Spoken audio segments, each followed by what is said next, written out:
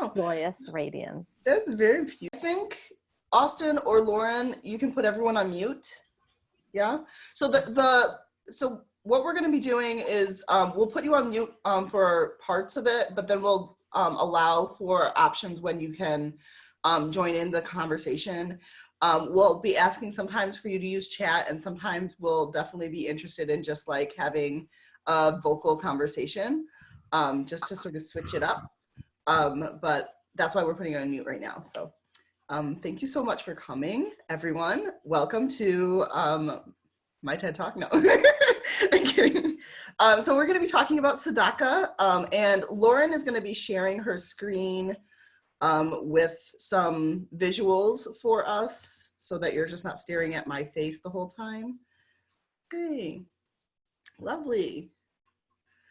There we go, cool. So the conversation is around Tzedakah as justice, and we'll be talking about Tzedakah meaning whether or not Tzedakah means charity, whether or not Tzedakah means something different from charity, or maybe if it means something a little deeper than what we consider charity, and like sort of delving into some of those nuances between those words. So you can go next. The way that I have sort of broken out this conversation is in 4 parts. So we'll be first talking about the biblical context of the word tzedakah and where Jews get the practice of tzedakah.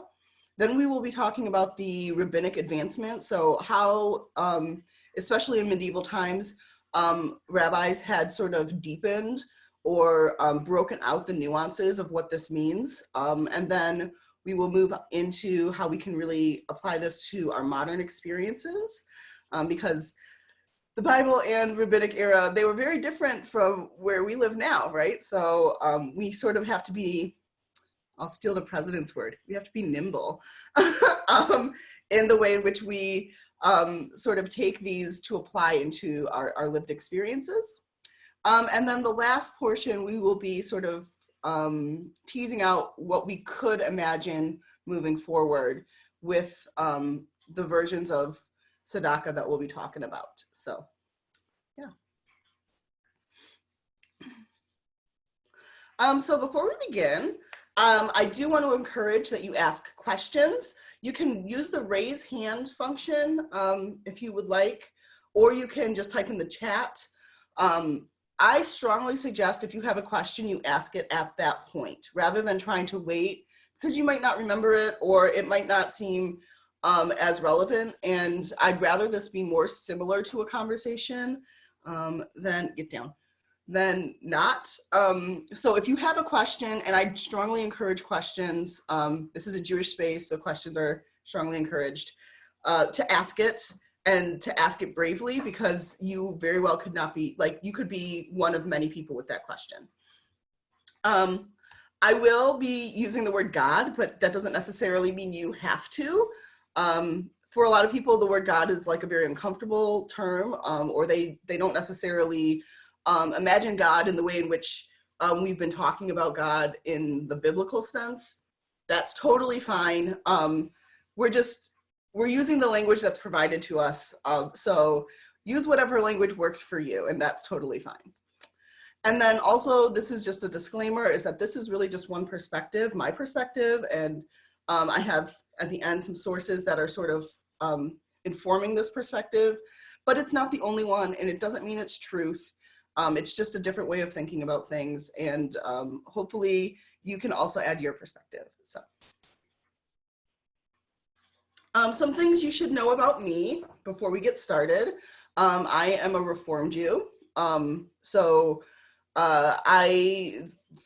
me, Reformed Judaism is about applying Judaism to my life in ways that make sense for me, and being critical, and asking questions and diving deep.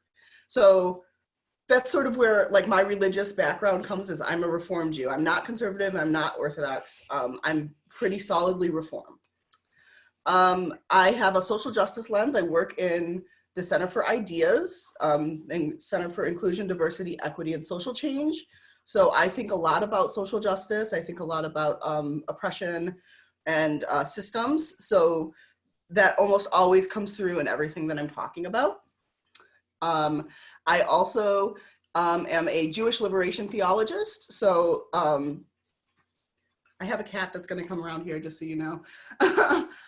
So Jewish liberation theology, similar to Christian liberation theology, it's a understanding of religious texts through the lens of liberation, and how your religion is part and parcel to how you can free yourself from oppression, right? So I believe deeply that Judaism is a liberation religion, and that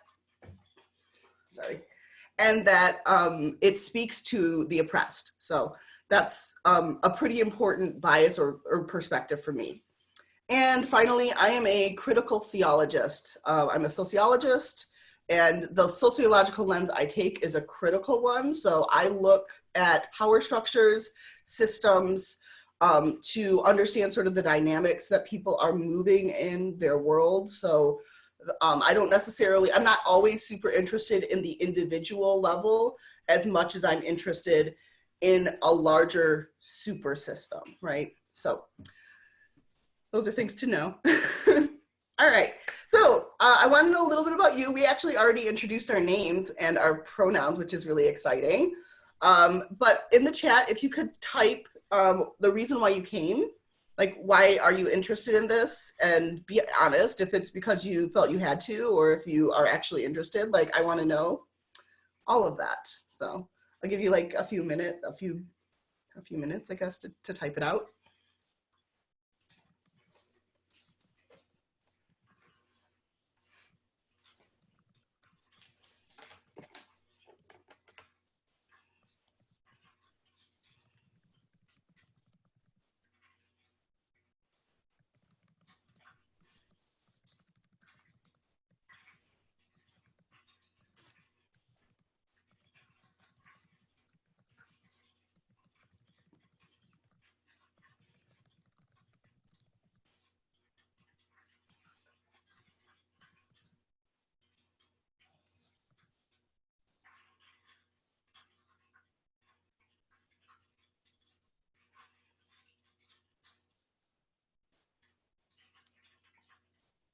This is awesome.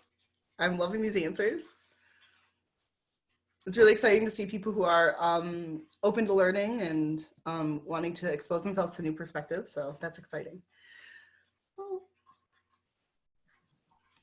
Cool.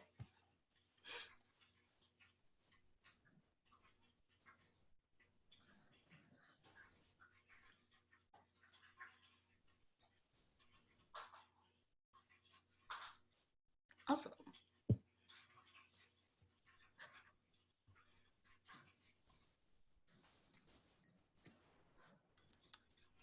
All right. We want to move on as people keep typing. People can keep typing. All right. So we have a little bit of a poll that I believe Austin is going to, yeah. So we thought it'd be nice to know how confident you feel to talk about Tzedakah. I guess I'll just give it like 2 minutes, you know. Well, I guess until we get to 100%, that would be the best, right? So like, I really wanted to know this just to sort of get an idea of where we're starting in the conversation. I have absolutely no problem starting at the very basic beginning, but I also, you know, if we have a lot of people who are very confident in the topic, I don't want to bore you, right? So. Yay. Looks like about 75% right now. 80.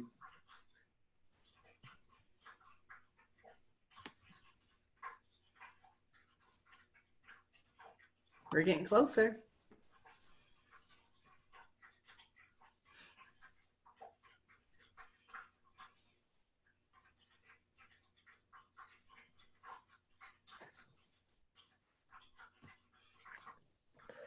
Looks like maybe one more answer. We'll give it just a couple more seconds. All right, cool. If that's me, I didn't feel like I should Oh, that makes sense. I'm an Yeah. outlier. Yeah. All right. I think we're probably good then. All right. So that's good to know. I am going to probably start at a little more of a basic level to make sure that we have everybody sort of at the same starting point. It's totally fine to not be confident about a new topic. That's actually excellent that you guys have taken a brave step to come and talk about something you don't know very much about or you don't feel super confident talking about. So thank you so much for taking that.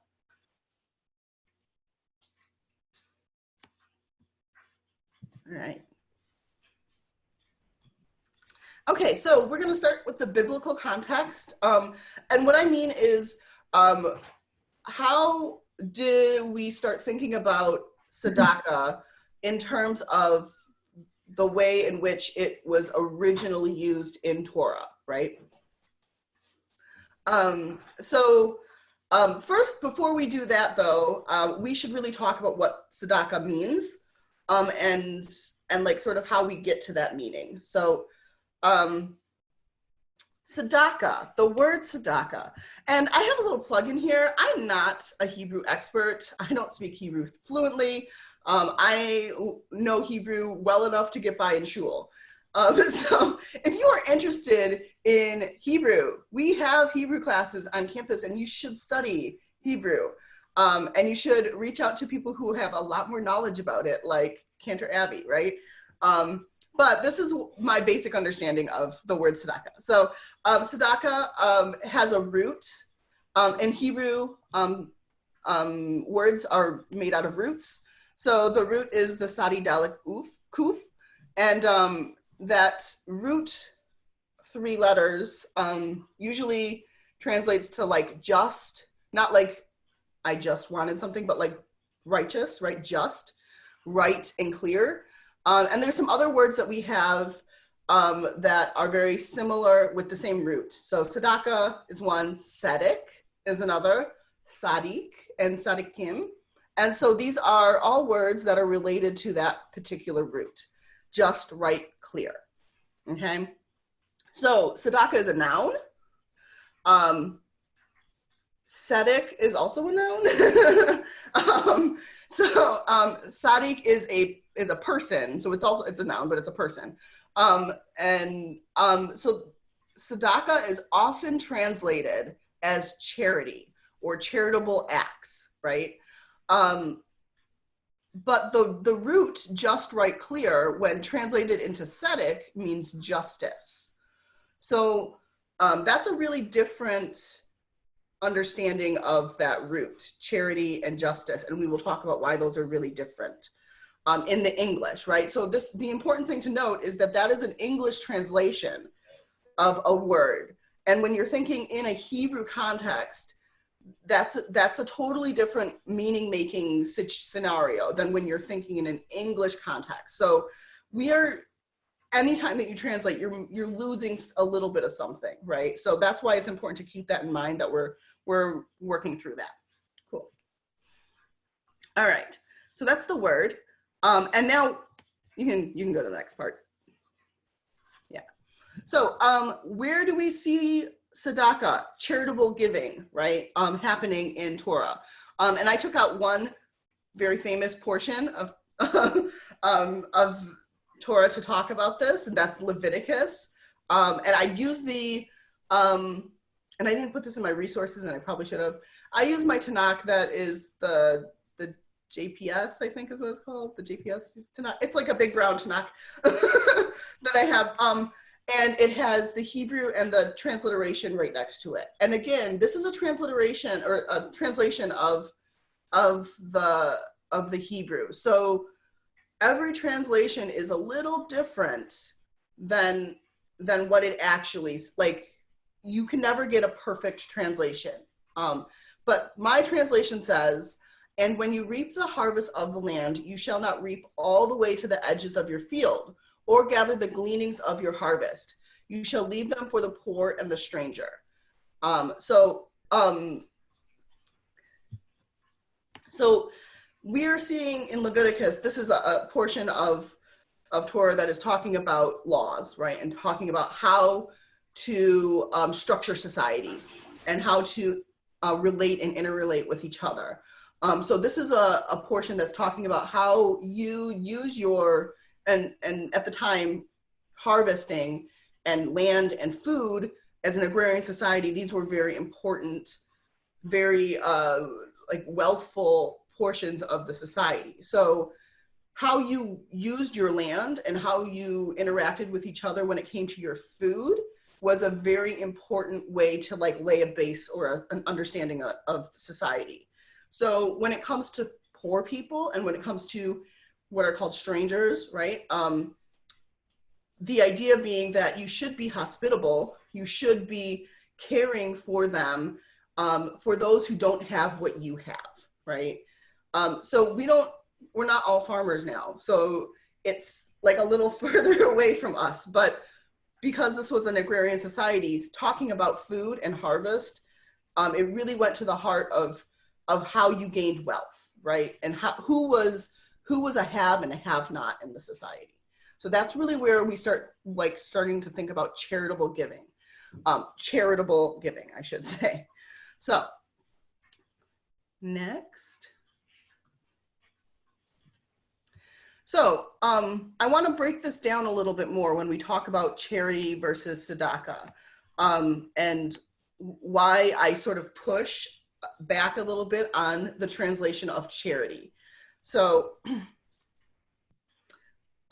so tzedakah comes, like we said, from that root, and that is similar to tzedek, right? So justice.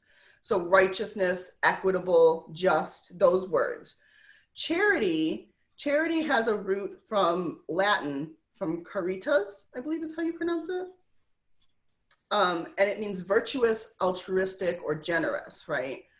Those, of course, both of those things are very good, right? But they are not the same. And that's important to note. They're not the same. And so why do we have tzedakah and tzedek as something that is righteous, equitable, and just? Where do we get that from in Torah? We're talking about Leviticus. We're talking about commandments, right? We're talking about mitzvot. So we're talking about the things that are required of Jews to do to maintain society. It's not voluntary. Tzedakah is not a voluntary act. It is required of a Jew. It's part of mitzvot.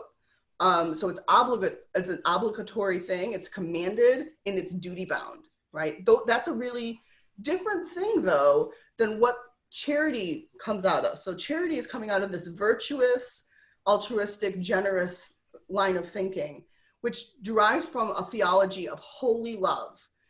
And like, we always think about love in terms of sort of like a romantic, like flowery sort of feeling. But holy love, right, is this idea, it's emotional, it's an emotional attachment to God. It's intimate, it's an intimate, very close attachment to divinity, and it's all about a morality. When we talk about virtues in a Christian context, it's like a virtue versus a vice, right? The virtues, charity is one of the large virtues in a Christian theology. So they're both really important to different perspectives, but I really don't think of them as the same thing, right? One is being an expectation of you to do regardless of your particular personality, right?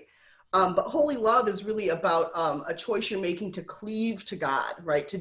You're doing this out of a virtuous, moral, intimate relationship, right?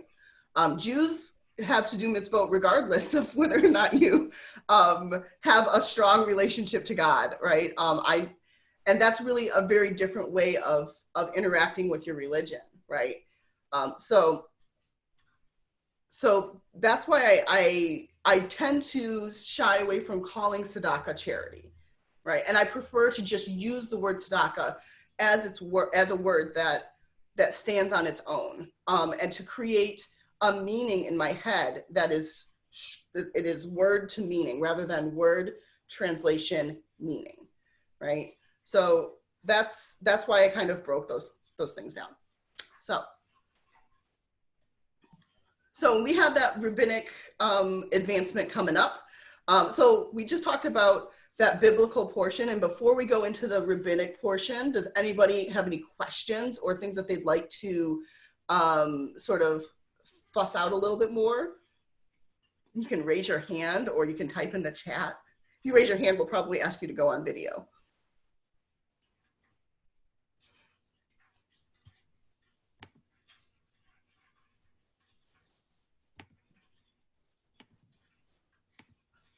Oh, okay, we're good?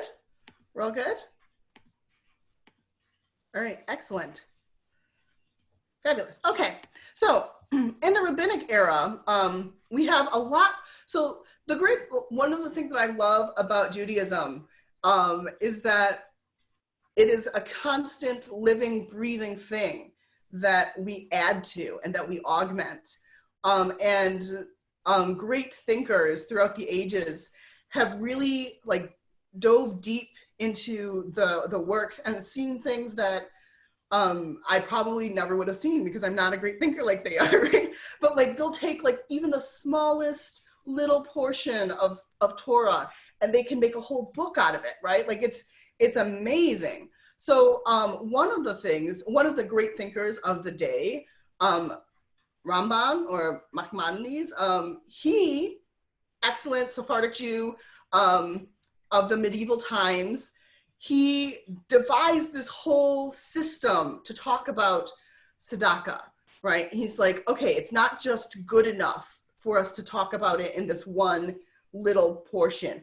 We need to really think about the nuances and the details about giving, which like, you know, let's get down to the nitty gritty of like, what does it mean if you give, but you don't give enough? Like, or what does it mean if you give a lot, but you do it for recognition, right? Like all of these different things. So he devised 8 levels of tzedakah, and depending on who you're talking to, these will change a little bit, again, because he did not do this in English, right? We are translating once again. But sometimes people will flip the way the levels go. So they'll start with level 1 as the lowest, but I started with level 8 as the lowest, okay? So the first level, level 8, right? The lowest level is to give out of pity or out of sadness or begrudgingly. And those are 3 different translations. And I thought it was important to put all 3 so you could understand that there's a difference of thought in the way in which what that means. And they all mean something very different, right? So to give out of pity means to give because, yeah, exactly. He wrote in Hebrew and Judaic Arabic, which is, he also had a lot of thoughts about Islam. He's an excellent thinker. So to give out of pity is to give from a sense of superiority, right? To feel like you already have something, you feel bad for the other person, and you're going to try and make yourself feel a little better by giving to them, right? To give out of sadness is to give because you have empathized with the person, and you feel bad about their situation, and you want to help them a little bit more. And to give begrudgingly means that you're giving because you have to, but you're not really happy about it, and you're just being very reluctant around it. So those 3 different things sort of constitute the lowest level, right? And it's really important to know, even the lowest level is still a mitzvot. So the idea is not necessarily, oh, like you just gave it the lowest level, like you didn't fulfill the mitzvah. You still fulfilled it. But it's always important to know that there's room for improvement, right? So the next level, to give graciously, but not to give enough, right? To give happily or willingly, but you didn't give enough. So maybe you had, let's say you had $10 to give, but you only gave 8 of them, right? Or like if you ever notice like people who tip and they could tip 20%, but they only tip 15%, right? Like they were happy to give the 15, but they probably should have given the 20. The next level is to give enough, but only after being asked, right? Is to give it, but like you have to, like you're waiting for somebody to approach you. The next is to give before being asked or in anticipation. So you see somebody's need and you give without asking, without them even approaching you. The next is to give without knowledge of the recipient. Hey, Marco. To give without knowledge of who you're giving to, but they definitely know who you are. So public giving, right? So like you might have given to, like you might be like a celebrity, let's say, and people know that you gave to this foundation or these people. The next is to give with knowledge of the recipient, so you know who they are, but you don't take credit for that giving. So that might be something where, like, if you've ever seen people like do like a drop off DoorDash, right? So like in the country, a lot of people grow zucchini, and they have too many zucchini. And so what they'll do is they'll take their zucchini in the middle of the night and they'll like drop it off on their neighbor's doors, right? They don't know who gave that zucchini. Like people wake up and they're like, I have zucchini. But the person who dropped it off knows exactly who they're giving it to, right? The next level, the second to highest level, is to give anonymously to an unknown recipient. So neither people know, it's a double blind give. And then the last level, the highest level, is to provide for a person the means to become self-sufficient. And there are lots of different ways in which Ramban talks about that. It could be a no interest loan. It could be creating a structure that prevents one from falling into poverty. There's lots of different ways in which one could help somebody become self-sufficient, right? To help somebody not need tzedakah in the first place. So the reason why we start thinking about these levels is not to make you feel bad about the way in which you're giving, but it's to help you to interrogate how are you interacting with your community, right? And are you doing things that will help them to thrive? How are you moving your community past survival, right? So that's a really exciting concept to me. And I think like the fact that like this was in the medieval times, like that's pretty radical to think about. That even at that point, and in the medieval times, we're talking about people that still thought like that like authority was a divine thing from kings, and like, I mean, like there's so much really bizarre stuff that happens in the medieval times that we really would never co-sign today. But to see like this is a philosophy that was happening at the same time, it's pretty exciting, and it's really important for thinking about the way in which we today start to interact and work together as our community, right? So, cool. Does anyone have any questions about those ladders, the ladder of tzedakah? No? Can you think about different ways in which this might be applied? I know I was talking with a friend who was asking things like, what if like you put something out on social media to help people, but you do it because you want to get clout, right? Like what level is that? Right? Like you don't have to think about this in terms of like an agrarian society or like a medieval society. There are ways in which we can think about how do we actually like interact with each other today, right? Cool. I have a question, I think, is that, yes. So like, I mean, I'm still sort of like, I'm still thinking it through. I don't fully have it thought out, but like, is this responsibility extended to everyone or just Jewish people? Excellent question. Excellent question. So we talk about this a lot. So when this was written, right, and depending on the translation and depending on the perspective of the person, that last level might be specifically about Jews, right? How to help a Jew become self-sufficient. I come from a Reform egalitarian perspective, and I don't live in just a Jewish society, right? And none of us do. So it doesn't make sense for me personally to see this in a view where I'm only helping Jews. And I think for most modern day Jews, the way in which they're thinking about interacting with their community, it goes beyond just the Jewish community, right? It has to go into the communities, all of the communities that they live in. And so, yeah, I think when you think about the direct translation, it was like providing a Jew, but it's also important to note that when we're talking about the biblical context, the Jew, the stranger, what that really means, and that's like a whole different conversation. So I don't want to like get too much off on a tangent, but that is a whole legal description about a person and their rights, right? So much in the same way in which we talk about in American, the Constitution talking about free people, right? And who really were free, who were they thinking about? And how we've sort of expanded that legal category. The same has happened here. Thanks. Cool. No problem. All right, next, we will move on to modernity, where we live now.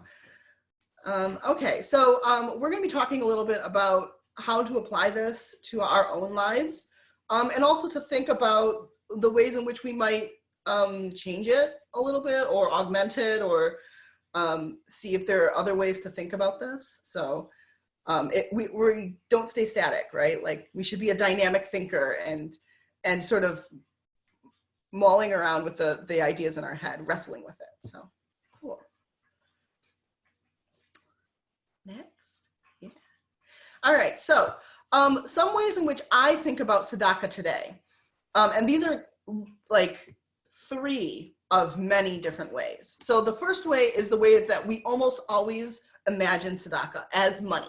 And the reason we think about it is because we live in a capitalist society, right? And the basis of our wealth is money.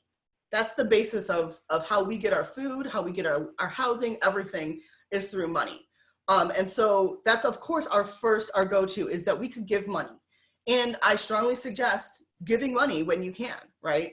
But we also, like I said, I'm a critical theorist. So I'm also thinking about the ways in which you could give without money, right? We have a huge income gap right now in the trajectory of our society. And even people, I mean, even when we think about the fact that yes, those who are poor in our country are still rich in comparison to other countries, you can't do a comparison and think that that's okay. Like they're still poor in comparison to where they live, right? So how can we give to our community when so few of us have the monetary resource to do that, right? So there are other ways in which you can give that are just as important. So you can give your labor and your expertise. I know as a teacher, this is one of the things that I struggled with, is whether or not I should be getting paid for my expertise in social justice, or if that was an immoral or like an unethical sort of transaction, if I should just be giving it to the betterment of my society. And I landed, of course, on this is a both and sort of situation. But you can give your labor, you can give your expertise on something. Right now, I have a picture of people sewing because we live in a time where a lot of people who have the expertise of seamstressing are using it, their own free time, their own free material, well, I mean, it's not free materials, but their own materials, and giving to others, right? Giving it out to those without asking for anything in return. So if you have like a skills are very important for helping other people that they might not have. And it might be that you're teaching that skill so that they could have it in the future, right? And you're doing that self-sustaining portion of tzedakah. You could also give time, space, or voice. And this one is very interesting, is like we often think about giving time as, like giving, like, I'll talk to you later sort of a situation, right? Like, I'll leave your presence.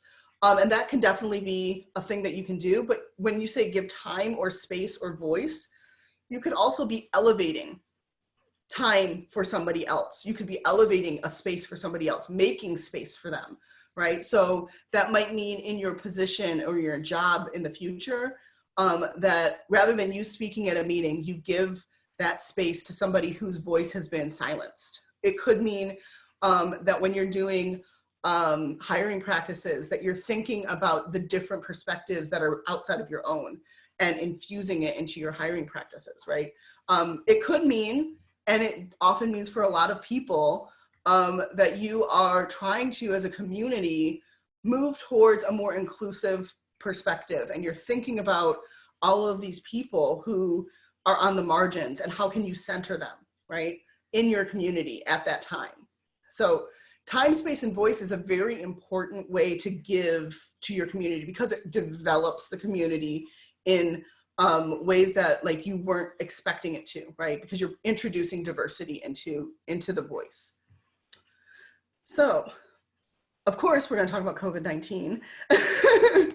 And I've given some examples of ways in which you can use those different time, voice, space, labor, expertise, money, wealth in the current pandemic that we're in. So one way you can use your money or your wealth, I know that all of us are thinking deeply about the struggle of our businesses, of our small businesses. I know in Ithaca, one of my favorite things about Ithaca is that it is a hub of delicious restaurants, and I don't want them to go out of business. So, you know, finding ways to buy a gift card from them or to support businesses that are still open in some way, right? Or you could, of course, as we know, donate to people in need, donate to hospitals, donate to homeless shelters, making sure that you are putting your money in places that will further your values, right? Living in your values. Like I said, with labor and expertise, you could be sewing masks for somebody. I'm doing that personally because I can sew. But if you can't sew, right, you could make food for somebody. I've done that as well. Like I've dropped off food, like a no contact drop off at my friend's house who would need food. Not everybody knows or like how to cook. Before this, we often talked about the convenience of cooking as like a luxury right now. The time you have, the expertise you have, the money to go and get the food. And so we have all of these people who don't have those skills to make good food for themselves, requiring themselves to eat. And like a lot of people are having struggle meals. So thinking about how you could give those that expertise, teaching somebody how to cook would be really excellent. And then time, space, and voice. Practicing social distancing is absolutely Tzedakah to me, right? Making sure that you are doing the best you can to keep other people healthy, to keep them sustained. That's so important. And then of course, elevating a medical voice, elevating the medical advice, rather than giving into misinformation or, you know, thinking about all of these weird conspiracies going on right now, right? Because we're trying, like our wheels are turning and we have to find reason and meaning in everything. Thinking about what it is that our doctors and our nurses and our researchers are saying about COVID-19 and really like giving that the weight that it deserves, right? So those are different ways in which you could, in our current situation, do COVID-19 or do Tzedakah from your own home, right? So I thought maybe we could chat a little bit about other ways you could practice Tzedakah. There are lots of different ways we can do this. This does not have to be just the ways that I said. So if you have a way that you would like to share with people, please let us know in the chat, or you can unmute yourself.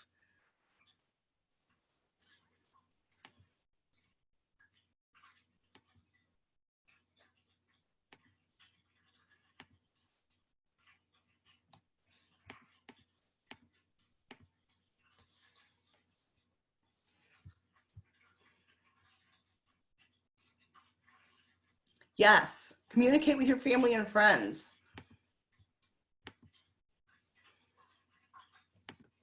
I know that a lot of people are struggling with their mental health right now, especially when you think about people who are really extroverted and need a lot of social interaction. This is very difficult for them. And rather than telling them, you know, just like suck it up or whatever, being really mindful and empathetic to like that struggle, and recognizing that just because like I might be having a great time in social isolation or social distancing, that this could be incredibly isolating for other people in damaging ways, right? Yeah. You can, so I know that there are, I'm in a group called Tompkins Mutual Aid on Facebook, which is all about trying to get need to the people that need it, right? And talking about the resources that are available if you need it. So Cantor Abby mentioned also the Tompkins County Immigrants' Rights Coalition, which is an excellent way to give time, money to a cause. You can donate clothing. I know that my boss right now, he's like a very minimalist person. And so he's like getting rid of clothes to give to others, which is an excellent thing. I know that on campus, when we get back, we're gonna get back. The Career Center has a professional clothes donation space to give clothes to people who might need professional clothes for interviews and things as you guys get ready for graduation. So if you can't afford to buy a suit, which I recall very, very vividly, the expense that buying professional clothes for interviews was like out of my budget. So when I heard that they were doing that, I thought that was excellent. And I plan to, that's part of my spring plan, is to go through my clothes and give to that. So yeah. All right, cool. I love all of these answers. You guys are geniuses. All right, so I wanted to give a different perspective. What time is it? Ooh, we have time, right? For like a 3-minute video? Yeah? Okay, awesome. Yes, we do. Awesome. So, so the next slide is it's a similar but different perspective. So this is from Bim Bam, which is for children, and I still love it, okay? And I'm of the age in which a lot of my friends have kids, so I watch a lot of Bim Bam, okay? But Rabbi Ruttenberg is talking about Chesed, Tzedakah, and Tzedek, and like sort of the differences between it, and the nuances between it. It's excellent. So let's watch her. I think if you just click it, it will work. It is not. Oh, great. Cool, cool, cool. Hang on one second. Let me see. Cool. I'm also going to try looking for the link. It worked on my computer, I swear. I checked like 15 times. I think it's because I'm sharing this. Oh. I do not know. If you give us 1 second, Yeah. we can find the actual link and then share it. Looks like Abby just popped it into the chat. Yeah, there we go. I'm going to stop my share for 1 second and then start a new one. Yeah. Thank you, Cantor Abby. Yes. I think Bim Bam is for everyone. You know, there is content that's good for kids, but it's we all want to be helpful generally to really good people in content. need, but there are a lot of Yeah. I think I definitely frequent the kids section of Bim Bam a lot. So uh-oh. Is it not working? I mean, I can also just break it down, but I love listening to Rabbi Ruttenberg. It's a great video. Yeah. Oh, yay. Maybe. Yeah, cool.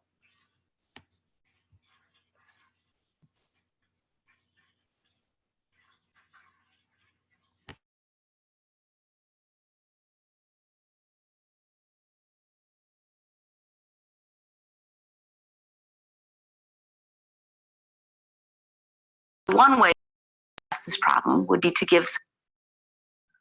So one way that we could address this problem would be to give someone food. This would be an act of chesed, an act of loving kindness. It is voluntary and it's individual. That means we choose to give something over to someone else out of a feeling of personal motivation or personal connection.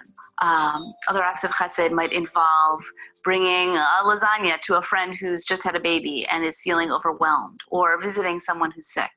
It's not necessarily only for someone who has a need that is greater than your own, but it's an act of loving kindness and caring for someone else. Another way that we could help hungry people would be to donate money. Donating money in the Jewish tradition is called tzedakah, and it's obligatory. We are obligated to offer some of our financial resources to those who are in need. And it really only counts if you're giving money to people who really, really need your help. And furthermore, the great Jewish sage Maimonides said that the highest form of tzedakah is helping a person become self-sufficient. To take one example, to donate money to a food bank so that they could offer food to those who are in need. This money could go potentially to buy groceries, but it could also go to pay the food bank's electricity bill or rent. There's a third option though. We also could ask, why are there hungry people in the world? What needs to change in order to make that not be the case? Do we need to reallocate money in our state or federal budget so that people who are close to poverty don't go over the edge? Do we need to pass new regulations to make housing more affordable? Do we need to raise the minimum wage so that people who are working full-time are able to actually take care of all of their needs? In what ways do racism or sexism or homophobia contribute to people falling into poverty or staying in poverty? The path of tzedakah, of justice, is that of trying to create a better world by changing the systems and structures that cause inequality. To understand these systems better, take a look at this picture. In the first one, everybody has the same supports, but that doesn't mean that they can all see the ball game, because the system for keeping people out impacts different people in different ways. In the second picture, you see that everybody has the supports that they need in order to access the thing that they're trying to get. So that, at very minimum, is the tzedakah perspective. It's trying to change the systems so that everybody has a chance to get in. But it can go even further. Have a look at this third picture. Here, instead of making the system more accessible to everybody, they're dismantling the system entirely. The real work of tzedakah is about changing systems that keep people out so that we don't even need to worry about having supports to bolster people a little bit here and a little bit there. What would this look like with regards to poverty and hunger in America? Those are the questions that tzedakah asks and seeks to answer. We need people to help make sure that the needs of today are being addressed. Chesed and tzedakah are important pieces of that project. But if we don't ask why those needs are there in the first place, injustice will continue to be perpetuated. Pursuing tzedakah is an essential part of our work for a more just world.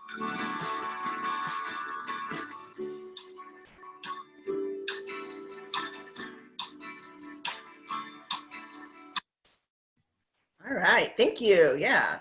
So as you can see, the way that she broke it down, those individual acts, chesed, the structural acts, tzedakah being in the middle.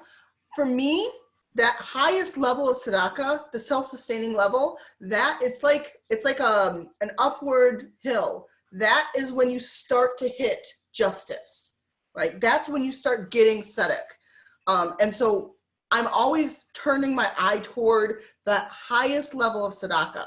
How can I help everyone else to move into tzedakah? How can I push us beyond the individual level and thinking about how can we all be self-sustaining, right? So that's sort of like how I read that excellent Bim Bam video. So cool. There's, I think, 2 more slides, maybe.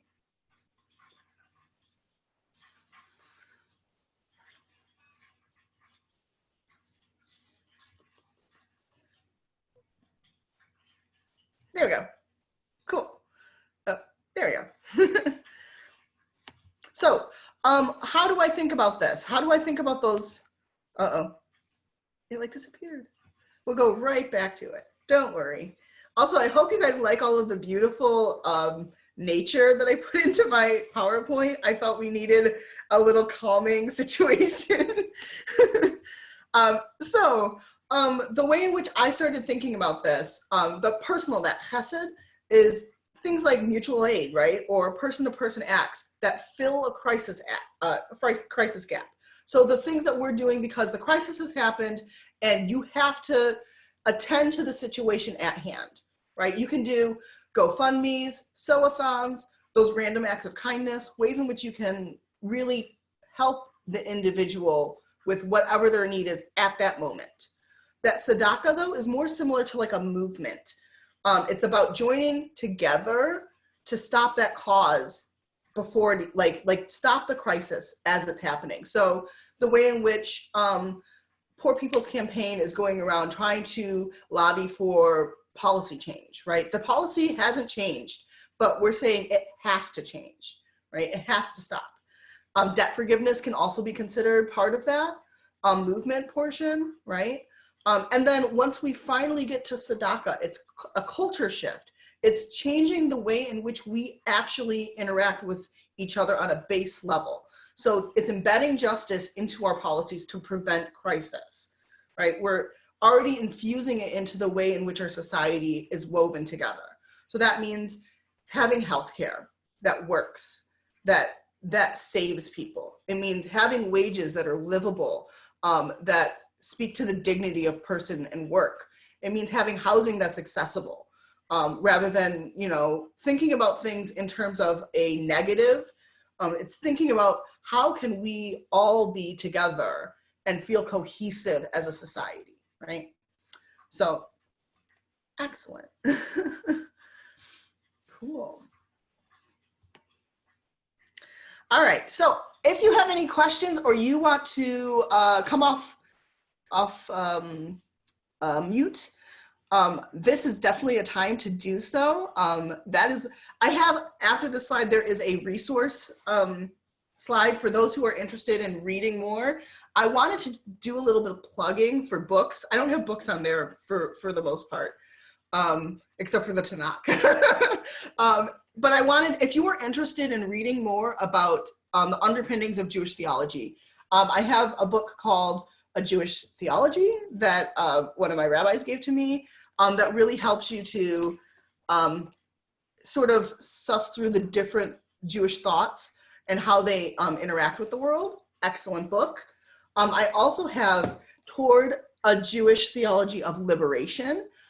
This book is kind of old, it's from the 80s, but like, it's excellent still, and it's by Mark Ellis, and he sort of goes through how you can take an oppression view, or like an anti-oppression view, through a Jewish theological lens. So if you are interested in actual like hard copy books, these are ones that you could do easily. You could pick them up on any of your locally sourced bookstore sites. But I also have links over here so that if you are not interested in buying things, that you could still read about tzedakah a little bit more. So. Oh yeah, sorry, Kendra, thank you for that. Yeah, the Hebrew Bible, Tanakh. So, I also want you to know you can always just reach out to me. My Instagram is open. Thank you for that. And you can reach us at Center for Ideas, or you can just email me personally. I know that a lot of people might have questions, but they don't want to ask it in front of other people. I strongly suggest you do, but if you don't want to, it's okay. So. I just want to say, Mega, you gave us a real gift of tzedakah today by sharing your expertise. This was beautifully crafted, came at a time when we should all be asking ourselves, how can we knock down that wall? Because we have a moment that we're in right now, for sure. I know that, some people might have to go, but I want to just say, we'll just hang out here for a while now. And